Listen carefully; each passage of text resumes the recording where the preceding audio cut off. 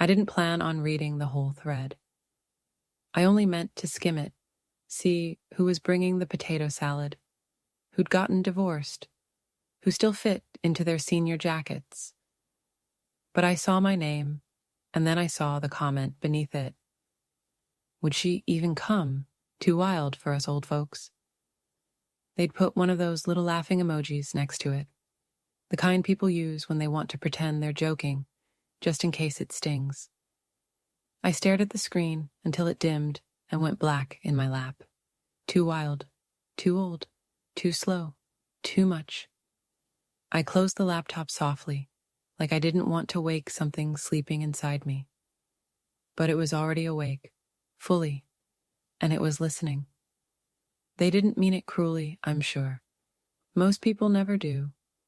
They call it teasing. They say things like, lighten up, or, we're just kidding. And maybe if I were younger, or if my bones didn't ache when the weather turned, I might have laughed along too. But I wasn't younger. And the ache I felt had nothing to do with weather. It had everything to do with being forgotten. The reunion was next week. 55 years since our high school graduation. They'd rented the gym, planned a dance, a slideshow, catered snacks, even a photo booth with silly props. And me? I hadn't clicked RSVP. Instead, I sat alone that evening on the back porch, the wood creaking under my weight, the sky soft with summer dusk. The cicadas sang in lazy waves. A glass of iced tea sweated on the rail beside me.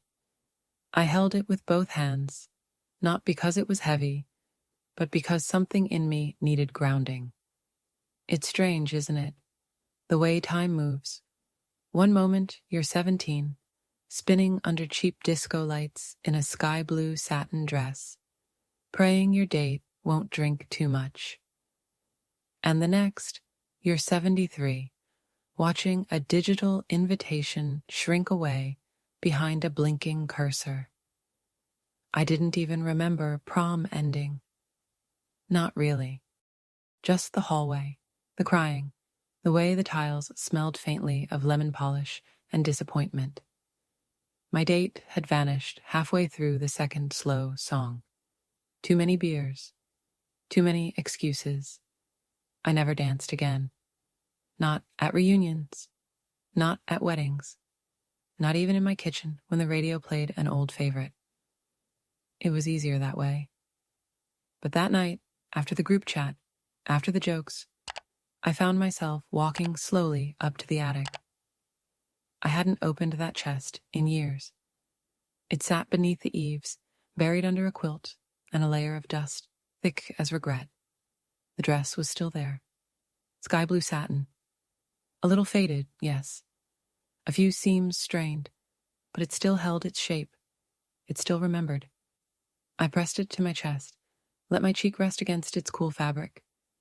And I thought, not angrily, not bitterly, just clearly, they may not want me on that floor. But that floor still belongs to me.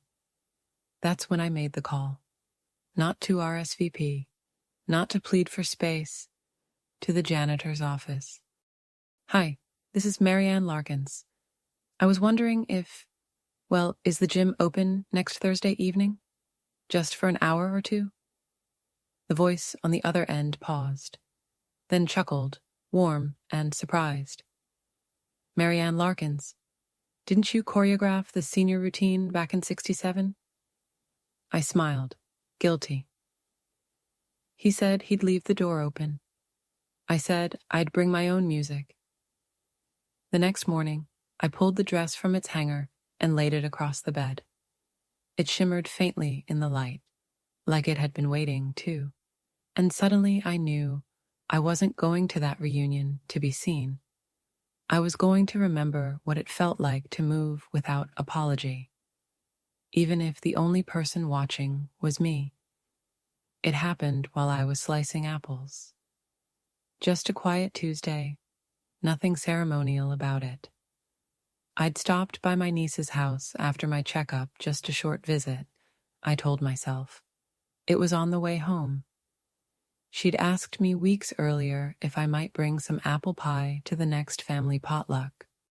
I still had the old recipe, the one with nutmeg and a touch of lemon zest that her mother, my sister, used to make.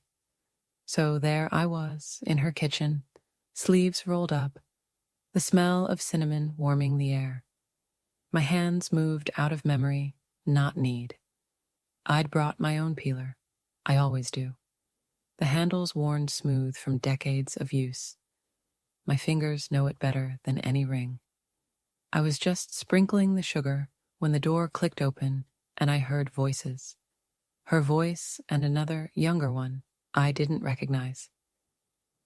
Honestly, it's more for the younger crowd, she was saying, her voice light, cheerful. The reunion, I mean. Dancing, drinking, staying out late. It's not really her thing anymore. The other voice murmured something back, muffled.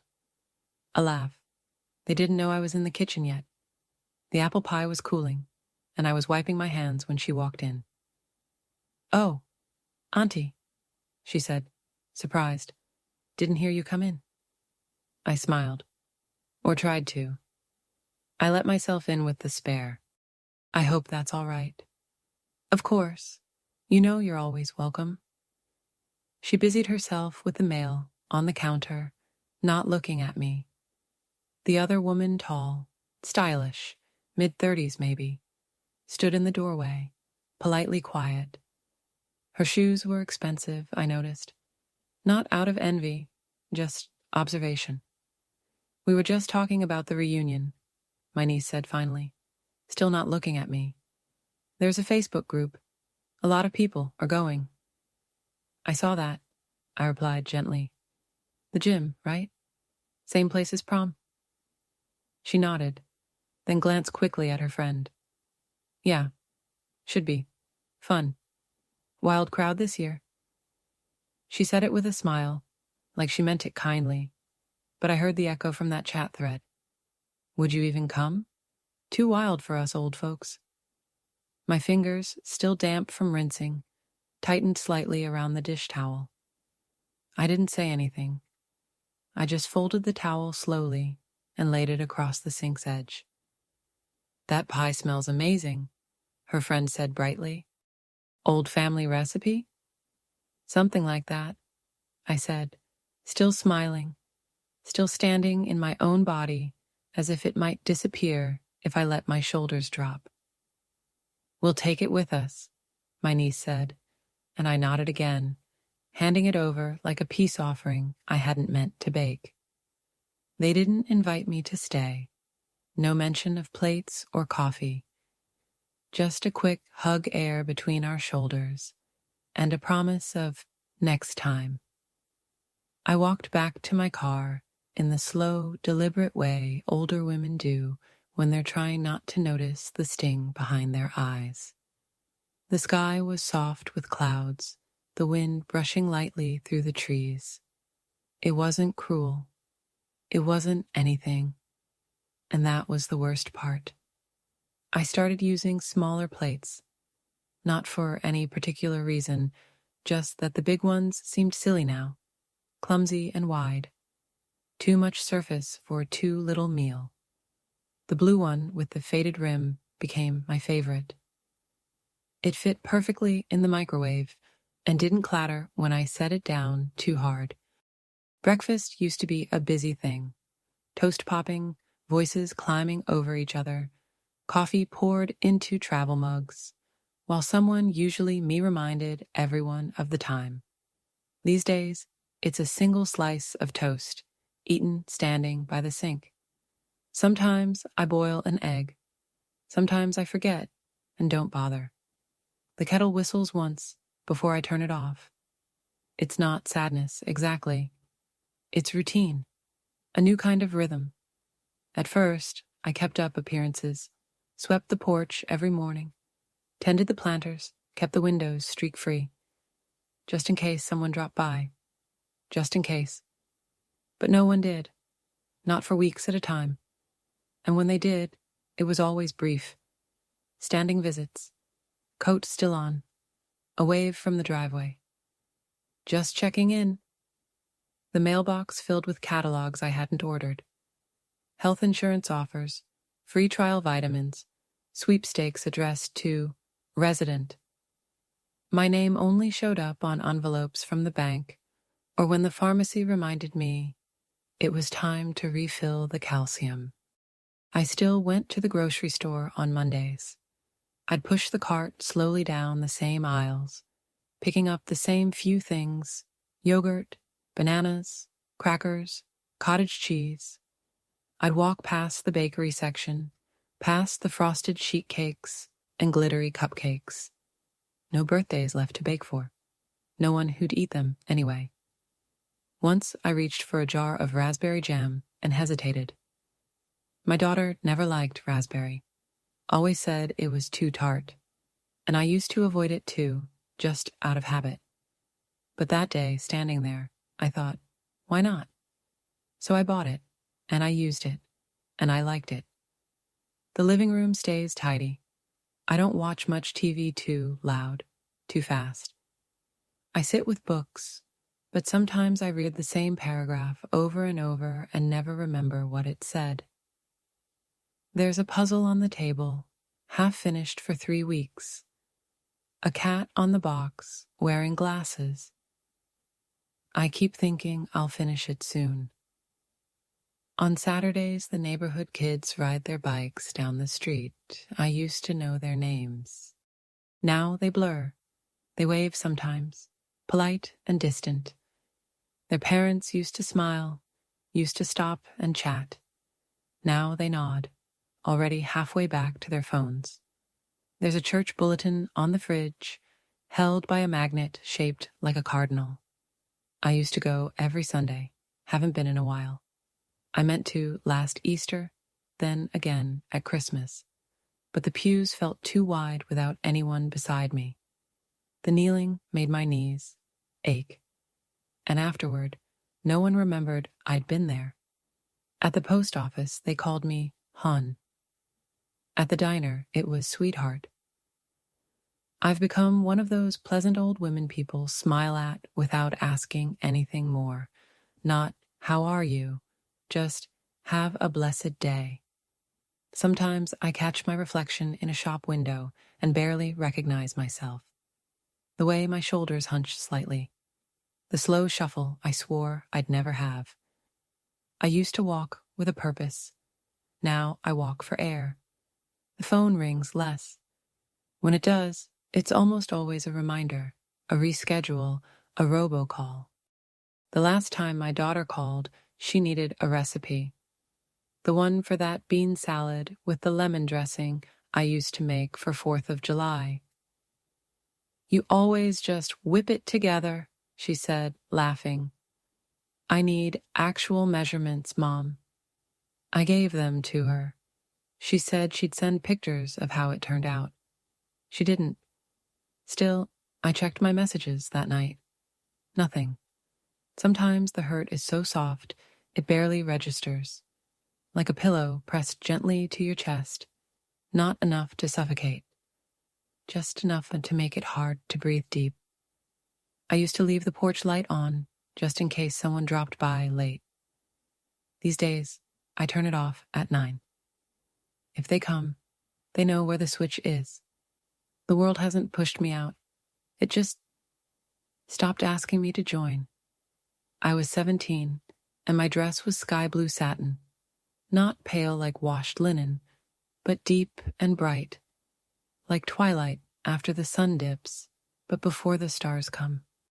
I'd picked the fabric with my mother, saved up babysitting money and birthday cash, even hemmed the bottom myself, crookedly, I'd later discover, but no one seemed to notice. Prom night, 1967. The gym had been transformed, or so we thought at the time. Tissue paper flowers clung to the walls with desperation, streamers drooped in the heat of May, and a disco ball spun slow circles that caught on every sequined dress and glittered lapel. Someone's older brother had brought in big speakers and a fog machine that mostly just sputtered. But none of that mattered. because when I stepped through those gym doors, the boys at the punch table stopped talking. My best friend, Caroline, grabbed my hand and whispered, "You look like someone out of Life magazine." And for once, I believed it. My date was Robert Harris, who had a reputation for being a little too eager and a little too charming. But he'd asked me 2 months ahead of time, with a rose clipped to a note in my locker, and I'd said yes before I even read the message. He wore a ruffled white shirt under his black tux, and he smelled like cedar and aftershave. At first, he kept his hand respectfully on the small of my back. The first song we danced to was Unchained Melody. His hand trembled a little when it held mine. I remember thinking, I'm not invisible tonight. I'm not someone's shadow.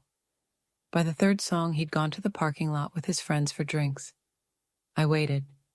10 minutes, then 20, then longer. But even that night, as I sat on the wooden bleachers with my corsage wilting and my heels biting into my ankles, something stayed golden. Not the date, not the punch, not the photo that never got taken because I left before the line died down. It was the stage. The seniors had a tradition. Each year, one volunteer could choreograph a farewell dance. Nothing fancy, but for 3 minutes, you got to claim the floor, make something yours. And I did. I chose Ella Fitzgerald's Someone to Watch Over Me. Spent weeks crafting a soft, slow routine, graceful turns, hand lifts, a gentle sway meant to echo the kind of love I hadn't yet known but believed in. When I danced it that night, I wore a borrowed pair of soft ballet flats and a hair ribbon that wouldn't stay tied. The lights dimmed, the crowd hushed. I remember the exact sound my shoes made against the varnished gym floor, shuck, shuck like brushing silk. And for those 3 minutes, I was radiant. Not because they clapped, most didn't, but because I did it. I claimed space. Afterward, a teacher I barely knew touched my arm and said, "That was brave." I carried that word home with me. Brave. For a while, I forgot it. Life grew louder. There were jobs and babies and bills and backaches. There were arguments over rent and who forgot the milk. The stage faded into a corner of memory I rarely swept. But sometimes, I'd hear the opening bars of that Ella Fitzgerald song in a movie or over the speakers in a store, and my body would still know the steps. My shoulders would lift, my hands would hover mid-gesture, and I'd smile to myself like I held a secret. Back then, I was someone who was introduced proudly. This is Marianne. She choreographed the senior dance. Someone whose name was said with affection, not obligation. Someone who brought more than just a casserole to the table, who brought light, voice, presence. People waited for me to arrive before starting things. They asked my opinion and listened for the answer. They called just to hear my laugh. I didn't have to remind them I was part of the picture. And when I look at myself now, setting a table for one, answering texts 3 days late because they always ask for something, I feel that contrast like cold water on skin. Back then, I danced for others. This time, I think, I'll dance for me. It was the text that did it, not the message itself, but the way it arrived. Out of nowhere. A little ping on my phone just after breakfast, when the sun had begun to stretch its golden fingers across the laminate floor and the cat curled at my feet. It was from Jenna, my youngest niece. We'd never been particularly close, but she'd always been the thoughtful one. Remembered my birthday, sent me links to little articles she thought I'd like, recipes, stories about dancers in their 70s who'd gone viral for still moving with grace. "Hey, Aunt Mari, we're planning something fun for the reunion weekend. Would love your help with decorations." That was all. But it fluttered in my chest, like something had been shaken loose. I read it again, then again. "Would love your help." It wasn't an invitation, exactly, not to the party, not to the center of anything, but it felt like a small porch light flickering on. A maybe, a tiny space being made. And at this point in my life, a maybe is a mountain. I sat there with the message still glowing on the screen, my thumb hovering over the keyboard. I could say yes. I could make the centerpieces like I used to. White lilies with satin ribbon, or bring my old sewing machine and help with the banner. I could arrive early, be useful, be present, be included. I typed, "Of course. Just let me know what you need. I'd love to help." But I didn't send it. Not yet. I wanted to look nice, just in case. I pulled the old floral blouse from the back of the closet, the one with the tiny gold buttons. I washed it by hand and laid it flat to dry, then dusted off the sewing basket from under the bed. Just the sight of it filled me with a strange warmth. That afternoon, I went to town, stopped by the little shop that sells ribbons and cardstock and overpriced glue, told the girl behind the counter what I might be helping with. She smiled politely and showed me a set of pastel paper lanterns on clearance.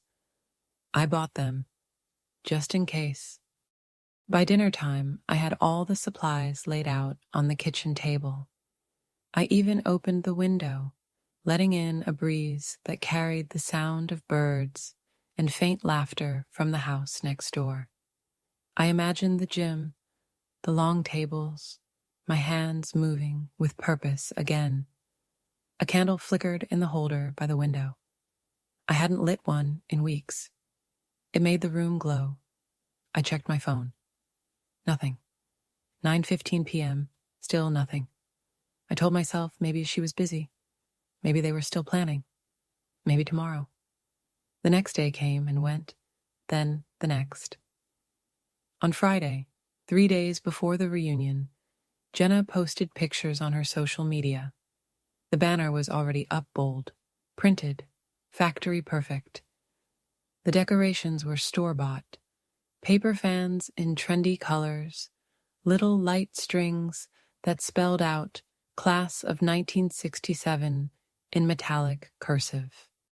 I stared at the screen for a long time, my thumb resting on the glass, like maybe I could press through it, tap someone on the shoulder, remind them I had scissors, I had ribbon, I had time. But I didn't send a message. I didn't ask why they hadn't written back. Instead, I folded the gold button blouse and placed it gently back in the drawer. I put the lanterns in a paper bag and left them on the neighbor's porch. Their little girl has a birthday next week. Maybe they'll use them. I didn't cry. I just stood there by the window, the candle burned down to a stub, and watched the wind toss leaves across the porch. That night, the house was very quiet. Not the kind of quiet that follows a storm, not the kind that rests, but the kind that presses in, the kind that makes the clock tick louder and the fridge hum feel like static. I poured myself a cup of tea I didn't drink and sat down at the kitchen table, hands flat on the worn wood. There's a particular weight in faded hope. It's not heavy like grief, not sharp like anger. It's lighter, airier, almost nothing at all, but it lingers. It lingers in the air long after you've stopped expecting a reply. It's strange, the way stillness begins to feel like weight. You sit long enough in the same chair, in the same room, and the silence doesn't feel peaceful. It feels thick, like air soaked in old memories and unsaid words. That's how it was, that Wednesday night. I had no plans, no obligations, no one to call, and no one calling me. Dinner had been a can of soup. I ate it directly from the pot, standing at the stove, not because I was in a hurry, there was nowhere to be, but because I couldn't bring myself to dirty a dish. I don't remember sitting down at the table, only that when I noticed the light had faded from the window, I was still there. Same spot, same chair. My hands folded, my back stiff, my reflection faint in the black glass. I used to think exhaustion came from doing too much. Late nights, heavy lifting, long lists. But this kind, the kind I felt, was different. It came from being overlooked, gently, consistently, from giving yourself in teaspoons until the bottle's empty and you don't even remember what full felt like. I looked at the stack of reunion mail on the counter. Bright colors, exclamation points, little smiley faces in ballpoint ink. So excited to see everyone. Bring your dancing shoes. I wasn't angry. I wasn't even hurt. Not exactly. I just felt used up, like an old sponge, once soft, once essential, now dry and crumbling at the edges. Like a book on a shelf no one opens. A chair no one sits in. A light switch no one flips. I thought of the prom again. Not the dress this time. Not the stage. Just the hallway afterward. How I sat on that wooden bench, makeup smudged, corsage petals browning, and told myself, maybe next time they'll notice you. Maybe next time you'll matter. And here I was, 55 years later, still waiting for next time. I rose from the table and walked slowly through the house, not because I was looking for something, but because the walls felt unfamiliar in that moment. Like I didn't belong to them anymore, like they were politely tolerating me. I passed by the mirror in the hallway, the one with the thin gold frame and the tiny crack in the corner. I used to check it before every outing. Now I barely looked, but tonight I stopped, not out of vanity, out of curiosity. There she was, me, still standing, hair thinner, eyes a little sunken, shoulders not quite square anymore, but still here, still breathing, still showing up. That, I realized, was the part that hurt the most. Not being old, not being forgotten, but being here, still showing up, and not being seen, not really. People say, you've got to make peace with getting older. But they don't tell you that what you're really making peace with is disappearing while still alive. Being thanked with tight smiles, used for convenience, left out of joy. You become the background music, familiar, comforting, easy to ignore. I went to bed early that night, not because I was tired, but because the day had nothing left to offer. I didn't read, didn't watch TV, just pulled the covers up, closed my eyes, and listened to the hum of the ceiling fan and the creak of the old house settling around me. And my mind whispered something I hadn't allowed it to say out loud before. Maybe this is it, not the end, not yet. But the part where the story slows so much, no one bothers to turn the page. The sun came in strange the next morning. Not bright, not golden, just present. A low, hazy light that slipped through the slats of the blinds and lay across the kitchen table like an uninvited guest. I sat with it for a while, sipping lukewarm coffee, watching it touch the ring left by my cup, the envelope I hadn't opened, the empty chair across from mine. Something felt different, not outside. No, the world kept spinning as indifferently as ever. Cars passed by. A dog barked in the neighbor's yard. The mail truck chugged its way down the block. But inside, there was a shift, a small internal tilt, like a picture frame that's been crooked for so long you stop seeing it until one day you don't. I'd left the reunion schedule on the counter, meant to throw it out, had even walked it to the trash once, only to pause and carry it back. I wasn't sure why. Maybe habit, maybe some scrap of nostalgia, or maybe because some part of me wasn't ready to let go. I reached for it now, the paper soft from being handled too many times. It still smelled faintly of the perfume from my hands, the same one I used to wear when I was someone people noticed. Thursday evening, gym setup. Friday, welcome mixer at the park. Saturday, reunion dinner and dance. There it was again, the word that had followed me since I was 17. The one thing I'd never stopped loving, not publicly. I hadn't danced in years, not since weddings had stopped including me in their invitations, not since I learned that people like me were better left at the sidelines. But I still moved. In the kitchen when I washed dishes. In the garden when a good song came through the screen door. Little steps, little turns. My body remembered even when the rest of the world had forgotten. And maybe that's what did it, what started the quiet unraveling of this long, invisible silence.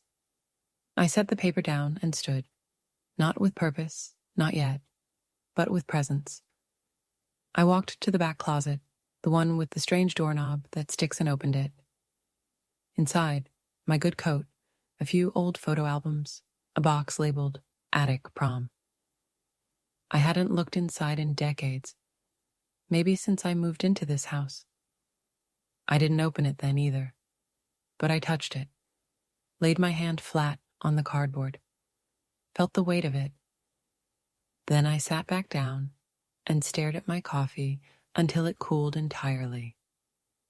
A phrase rose in my mind, not shouted, not wept. It doesn't have to end like this. It wasn't a vow, not even a plan, but it was the first thought I'd had in a long time that didn't end in retreat.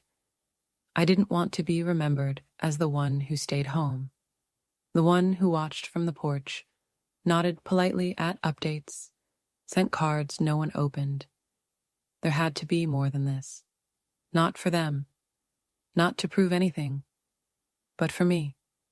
And suddenly the thought of that gym empty, echoing, filled only with the sound of my own footsteps, didn't feel sad. It felt clean, untouched, waiting. Maybe I'd go. Not to the reunion, not to the group photos or the catered dinner, but to the gym, the place that still held the ghost of satin and shoe polish and the hush before music.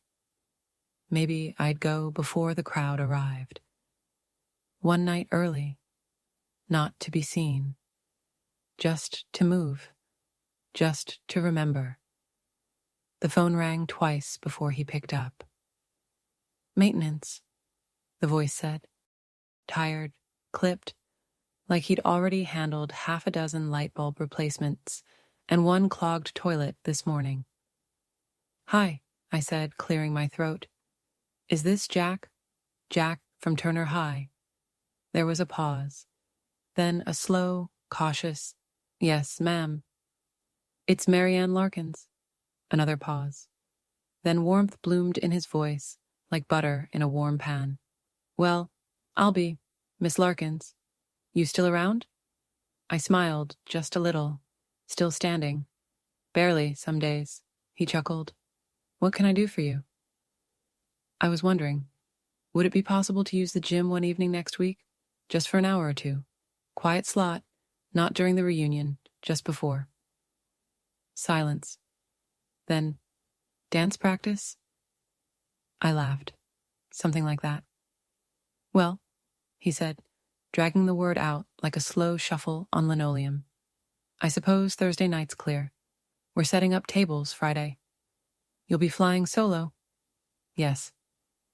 You still remember the moves? I remember enough. All right then, Miss Larkins, he said. The floor's yours. I'll make sure the lights are on. Just leave the door propped for me when you go. I thanked him. We hung up, and that was it. No ceremony, no announcement. Just a simple call made on a quiet morning while the cat stretched beneath the radiator and the kettle hissed in protest from the stove. But something in me shifted. I'd done it. I'd claimed space. Not demanded, not begged, just asked, clearly, calmly, like I had a right to. Because I did. That afternoon, I pulled down the attic box. It was lighter than I remembered. Inside, the old prom dress lay folded with care, its satin still carrying the faint scent of lavender sachets and long-ago nights. I lifted it gently and held it to my chest. It didn't sparkle anymore, but it shimmered faintly, quietly, the way moonlight does when no one's looking. I tried it on. The zipper protested slightly. My shoulders weren't what they used to be, and the waist hugged a bit tighter than I remembered. But it fit, more or less. And when I looked in the mirror, I didn't see a relic. I didn't see a grandma or a background character. I saw a woman who still had something to say, even if it was just through a dance no one would see. That night, I made a list. Not a to-do list, not groceries or errands, a list of things I still wanted, not extravagant things, just truths. A song that still stirs something in me, a place that echoes when I move, a dress that once made me feel whole, a night that belongs to no one but me. The next day, I washed the dress by hand and laid it over the line to dry. I polished my old flats, packed my speaker, a water bottle, a small towel. Nothing dramatic, just enough. And then I waited. Thursday would come soon, and when it did, I'd be ready. Not for them, for me.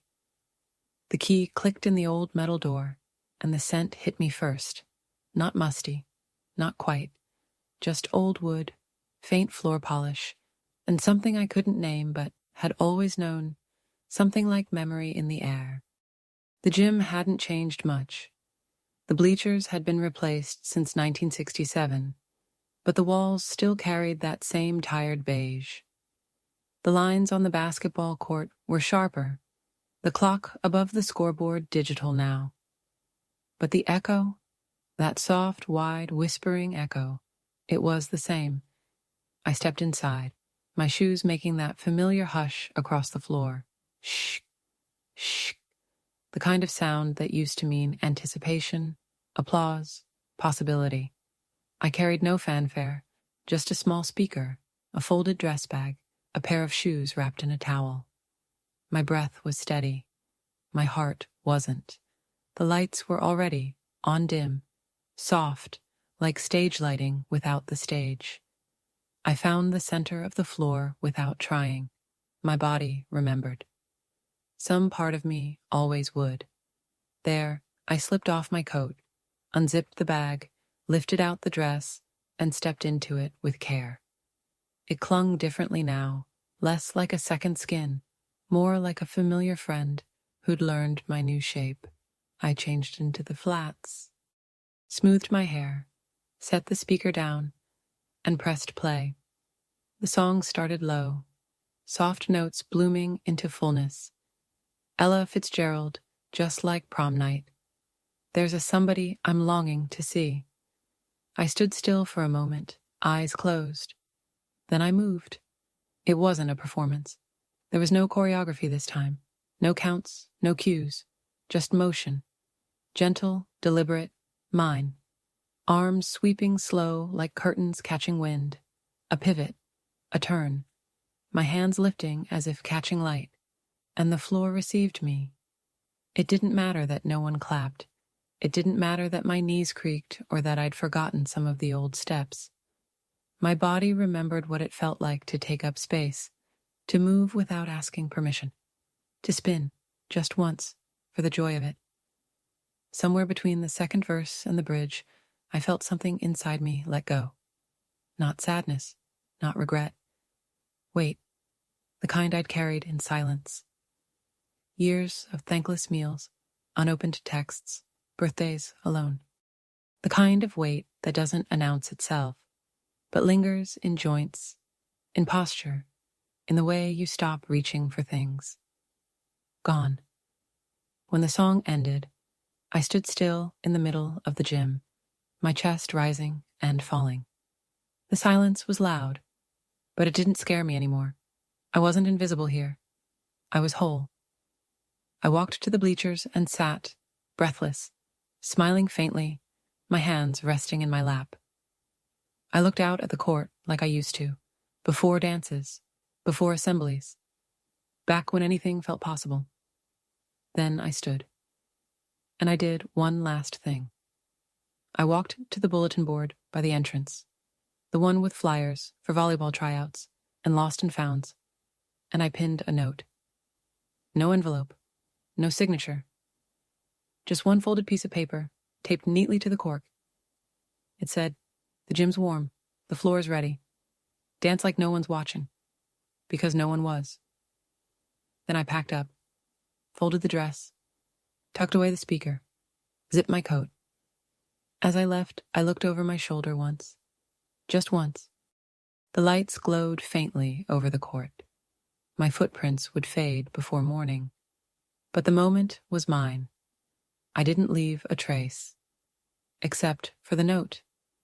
The night of the reunion was warmer than expected. Early October, but the wind had stilled. The trees glowed amber under the street lamps. In the parking lot, they arrived in clusters, old classmates, leaning into one another with laughter too loud, voices too eager, trying to bridge the decades with jokes that hadn't aged well. Inside, the gym shimmered with rented light. Paper lanterns floated on strings, casting soft shadows over folding tables and plastic cups filled with warm punch. A DJ in a crisp black shirt played hits from 67 through a tinny speaker, smiling like he knew the songs, but didn't feel them. They danced. Some more stiffly than others, but still they danced. Wives twirled slowly, men clapped out of rhythm. A few brave souls swayed with solo confidence, arms raised as if catching their youth in the air. No one mentioned her absence. A few looked around, maybe, scanned the room and thought, wasn't Marianne coming? Didn't she RSVP? But the thought passed. The music was loud. The night was short. On the bulletin board near the door, someone paused. An old note, slightly curled at the corners, pinned above the event schedule. No name, just words in pen, handwritten in a steady hand. The gym's warm. The floor is ready. Dance like no one's watching, because no one was. They read it once, then again, and smiled, though they didn't quite know why. Back at home, the woman who'd left that note sat on her porch, a thin cardigan around her shoulders, a cup of tea in her hands, not because she needed it warm, but because it was habit, the kind that wraps around you like memory, like rhythm. The house behind her was quiet, but it didn't feel empty. Not tonight. Inside, her prom dress hung freshly steamed on the back of the bedroom door. Her shoes, still lightly scuffed from the gym floor, rested by the coat rack. She'd danced, not for approval, not for recognition, but for herself. And in that movement, something long buried had surfaced, something stronger than pride, older than hurt. Dignity. It doesn't shout. It doesn't demand. It simply stands. Still. Tall. Enough. She didn't check her phone that evening. Didn't wonder who posted what or whether anyone had remembered her name during the dinner speeches. It didn't matter. She'd already had her night, and no one could take it from her. As the wind finally stirred the trees, she closed her eyes for a moment and let the breeze move through her hair. Soft, like fingers. Then she whispered to no one in particular, "Maybe they'll dance tonight." She smiled. "I already did."